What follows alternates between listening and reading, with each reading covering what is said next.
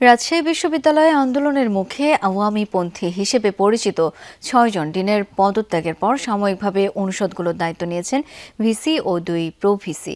দুপুরে বিষয়টি নিশ্চিত করেন registrar professor doctor Iftekharul Alam Masud. এদিকে বিশ্ববিদ্যালয়ে লাগাতার শিক্ষক হেনস্থা, মব সৃষ্টি ও সার্বিক নিরাপত্তা নিয়ে ক্ষোভ জানিয়েছে জাতীয়তাবাদী শিক্ষক ফোরাম, জিয়া পরিষদ ও শিক্ষকদের আরেক সংগঠন ইউট্যাব।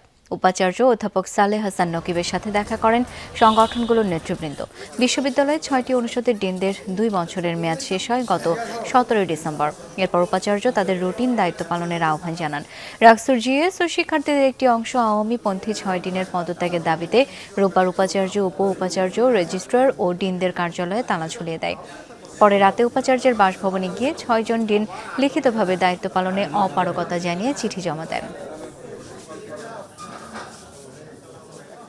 ভাইস চ্যান্সেলর স্যার ৬টা অনুষদের ডিনের যে দায়িত্ব তিনি এটা পালন করবেন বিধি অনুযায়ী। আর ২ জন যে প্রো-ভিসি মহোদয় আছেন, উপ-উপাচার্য, এই ২ জন সহ ৩ জন মিলে এই ৬টা তারা দুইটা করে অনুষদ তারা ভাগ করেছে। কর্মচারীদের ধরে এনে এখানে বেঁধে রাখা হবে, এই বিষয়গুলো আমরা অ্যাড্রেস করেছি এবং একই সাথে এর তীব্র প্রতিবাদ জ্ঞাপন করেছি জাতীয় শিক্ষক ফোরামের পক্ষ থেকে এবং অন্যান্য সংগঠনের পক্ষ থেকেও। ডেমোক্রেসির মাধ্যমে বিভিন্ন ডিপার্টমেন্টে যে বিভিন্ন রকমের হেনস্থা করা হচ্ছে, এগুলোর বিষয়ে তাকে অবগত করা এবং এই বিষয়ে কঠিনভাবে এই বিষয়টাকে নিয়ন্ত্রণ করা।